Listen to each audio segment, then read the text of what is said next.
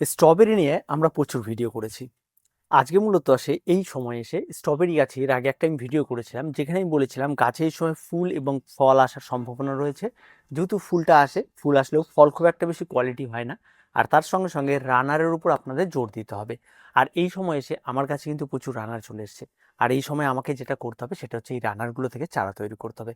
আজকে মূলত এই সময় এসে রানার থেকে কীভাবে চারা তৈরি করবেন তার ডিটেলস আপনাদের দেখিয়ে দিচ্ছি। সেখানে দাঁড়িয়ে আপনি প্রচুর চারা তৈরি করতে পারবেন।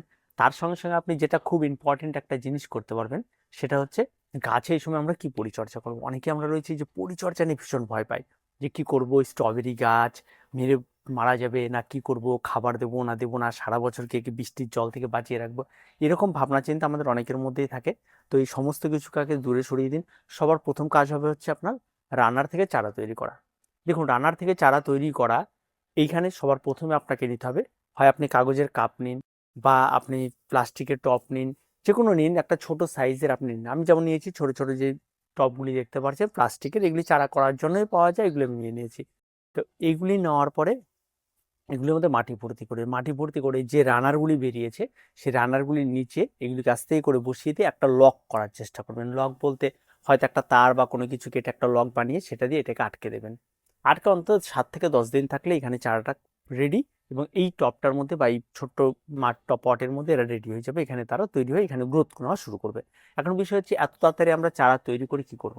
দেখুন, এর পরবর্তী যে সময় আসবে তখন কিন্তু এই মাদার গাছগুলো যতগুলো আপনি দেখতে পাচ্ছেন সবগুলোই যে বেঁচে থাকবে এমনটা কিন্তু নয়। কিছু থাকবে, কিছু মারা যাবে। আর যদি সব বেঁচে থাকে তাহলে তো আরো বেশি চারা পাওয়া যাবে, এটা একটা বিষয় রয়েছে। তার সঙ্গে যে নতুন চারাগুলো তৈরি হচ্ছে এই চারাগুলো এখন থেকে সেই সময় আস্তে আস্তে আরো অনেকটা বেশি বড় হয়ে যাবে। স্বাভাবিকভাবে সেই সময় গাছের গ্রোথ নেওয়ার চিন্তা করতে হবে না, ফলনটা আপনি অনেক বেশি পাবেন এখনকার চারাগুলোতে। আর সেই সময় আবার এই রানারটা চলে যাওয়ার পর আর কিন্তু রানার আর বের হবে না। একেবারে রানার বের হবে কিন্তু অক্টোবর নভেম্বর মাসের দিকে। আর সেই সময় কিন্তু যদি রানার নেওয়া যায় তাহলে গাছের হেলথ খারাপ হয়, ফুল আসতে দেরি হয়, এই একটা ব্যাপার থাকে। আর তার সঙ্গে সঙ্গে যদি সেই সময় রানার নেওয়াও যায় তাহলে সেই গাছগুলি খুব একটা যে অনেকটা বেশি গ্রোথ হবে, অনেকটা বেশি ফলন হবে, সেটা কিন্তু কম হয়। তাই পুরোনো গাছ যেগুলি দীর্ঘদিন ধরে অনেকটা বড় হচ্ছে, অনেক ব্রাঞ্চেস থাকছে, ঠিক আছে, সেই গাছগুলিতে কিন্তু স্বাভাবিকভাবেই সবসময়ের জন্য ফলনটা বেশি পাবেন আপনি। তার জন্য এই সময় কিন্তু অবশ্যই আপনাকে চারাটা রেডি করে রাখতে হবে। 2, যখন একটা গাছ প্রচুর পরিমাণে রানার ছাড়ছে, ফুল দিচ্ছে, ফল দিচ্ছে, তার মানে গাছের এই সময় প্রচুর পরিমাণে খাবারের প্রয়োজন রয়েছে। গাছ কিন্তু প্রচুর পরিমাণ খাবার পেয়েছে জন্যই কিন্তু বাকি কাজগুলো করে ফেলেছে। এখন যদি এই রানারগুলি যদি ঠিকঠাকভাবে হেলথ না থাকে তাহলে ওই চারাটা আর যে তৈরি হবে সেই চারাটা কিন্তু হেলদি চারা হবে না।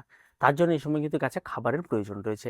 তাই খাবার থেকে কোনো রকমভাবেই একদম নাক সিটকাবেন না, গাছ বাঁচবে কি না এই সময়, তো এরা বাঁচবে কি না এই সমস্ত গাছগুলি, তাই খাবার নাই, গাছে খাবার প্রয়োগ করুন। কি খাবার প্রয়োগ করবেন? একদম প্লেন মিক্স খাবার প্রয়োগ করুন। যেমন 1 চামচ হাড় গুঁড়ো, 1 চামচ শিংকুচি, 2 চামচ 1 চামচ নিমখোল, 2 চামচ ভার্মি কম্পোস্ট, এই যে একটা মিক্স খাবার তৈরি করুন। এর 2 চামচ করে প্রত্যেকটা গাছের গোড়ায় দূর দিয়ে আপনারা এটা দেওয়ার চেষ্টা করুন। দিয়ে এটাকে রেখে দেবেন, কারণ এই সময় গাছ প্রচুর রান্নার ছাড়বে। এই রান্নারগুলিতে তার খাবারগুলি চলে গেলে মূল যে মাদার গাছটি রয়েছে সেই গাছে কিন্তু অবশ্যই খাদ্যের অভাব দেখা দেবে। আর যখনই খাদ্যের অভাব দেখা যায় তখন কিন্তু বিভিন্ন রকম রোগ পোকামাকড়ের আক্রমণ ঘটে। আর এই যে সময়টা, এই সময় রোগ পোকামাকড় কিন্তু প্রচুর ঘটবে। তার জন্য আপনাকে এই সময় মাঝে মধ্যে স্প্রেটা চালিয়ে যেতে হবে। এই স্প্রেটা কি আমরা করব? সুপার কিলার নর্মাল প্রত্যেকটা গাছের পাতায় স্প্রে করে দেবো। কোনো রকমভাবে কিন্তু এই স্প্রেটা করতে গিয়ে দেরি করবেন না, যে না আজকে না কাল, কাল না পরশু। জাস্ট 1 থেকে 2 দিনের ডিফারেন্স হলে কিন্তু এই পোকাগুলো এতটাই দ্রুত এদেরকে খেয়ে ফেলে যে গাছকে যে কোনো মুহূর্তে একদম দুর্বল বানিয়ে ফেলে। তাই কোনো রকম সে সমস্ত কিছু না ভেবে গাছকে কিন্তু যেন ঠিকঠাকভাবে আপনি পরিচর্যাটা করতে পারেন, তার জন্য টাইমলি কিন্তু অবশ্যই আপনার এই স্প্রেটা করতে হবে। এবার আসি ফাঙ্গাল আক্রমণ।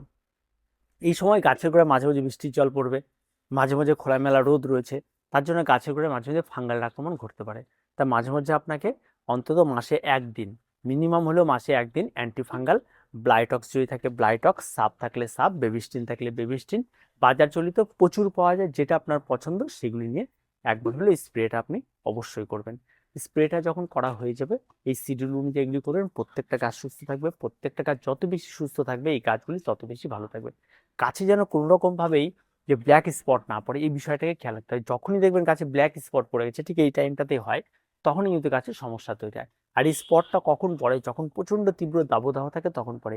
এই সময় গাছগুলিকে কড়া রোদ পড়ছে এরকম জায়গায় না রেখে কিছু টাইম রোদ লাগবে, আবার বাকি টাইমটা একটু ছায়া পড়বে, এইরকম জায়গাতে রাখলে গাছগুলি বেশি ভালো থাকবে। তা আমার গাছগুলিতে কিন্তু যত গাছ আছে এখান থেকে কিন্তু আমি প্রায় 1-150 চারা তৈরি হয়ে যাবে এই সময়ই। তার পরবর্তীতে আবার যদি পাই তাহলে সেগুলি নিতে হবে। স্ট্রবেরি কিন্তু এইভাবে চারা তৈরি করে আপনি একটা স্ট্রবেরি গাছের চারাগুলি বিক্রিও পরবর্তী করতে পারবেন। এটা একটা খুব সুন্দর একটা বিজনেস মডেলও তৈরি করা যায়। তার সঙ্গে সঙ্গে গাছগুলি অনেক বেশি ভালো থাকে। তো এই কাজগুলি কিন্তু অবশ্যই আপনাকে করতে হবে। যদি আপনি করতে পারেন তাহলে কিন্তু আপনি অনেকটাই বেশি গেইন করতে পারবেন। আর তার সঙ্গে সঙ্গে যদি কারোর মনে থাকে যে আমি কমার্শিয়ালভাবে চাষবাস করব বা ছাদ বাগানেই করব, যেখানেই করব, তাহলে কিন্তু এই সময়টাকে অত্যন্ত গুরুত্বপূর্ণের সঙ্গে আপনাকে দিতে হবে। বা যার কাছে 2-1টা গাছ রয়েছে সেখান থেকে আরও অনেকগুলো গাছ করতে চায় আগামীতে, তাহলেও কিন্তু করতে হবে। আর এই বছর কিন্তু আমি পুরো সেশনটাতে অর্গানিকভাবে কী করে স্ট্রবেরি চাষ করা যায় সেটাই আমি করেছি। কোনো রকম কোনো স্প্রে বা কোনো কিছু কীটনাশক করিনি, তাতেও কিন্তু বেশ ভালো ফলন পেয়েছে, এই গাছগুলোতেই হয়েছে। আবার আগামী বছর এই গাছগুলোতেই যখন ফলন নেব তখন কিন্তু আরও অনেকটা বেশি বাড়বে। তাই স্বাভাবিকভাবেই বাড়াতে গেলে কিন্তু গাছকে বাঁচিয়ে রাখাটা অত্যন্ত ইম্পর্টেন্ট। আর টাইম টু টাইম এই যে পরিচর্যা, খাবার, এগুলি কিন্তু খুব প্রয়োজন রয়েছে। তা আমি যেগুলি বললাম সেগুলি আপনারা শুনে রাখুন এবং এইভাবে আপনারা করুন, দেখবেন আপনাদের গাছগুলি লং টাইম বেঁচে থাকবে। আর এই স্ট্রবেরি গাছ কিন্তু শুধুমাত্র মারা গেছে মানুষের ভুল পরিচর্যায়, তাই ভুল পরিচর্যা না করে সঠিক পরিচর্যাটা করুন, দেখবেন গাছ অনেক বেশি ভালো থাকবে। তো তারপরেও যদি স্ট্রবেরি গাছ নিয়ে কারো কোনো সমস্যা থাকে, কমেন্ট বক্স খোলা রয়েছে, অবশ্যই কমেন্ট করুন। দেখা হচ্ছে পরবর্তী ভিডিওতে। প্রত্যেকে ভালো থাকবেন, প্রত্যেকে সুস্থ থাকবেন, চ্যানেলটিকে সাবস্ক্রাইব করে রাখবেন।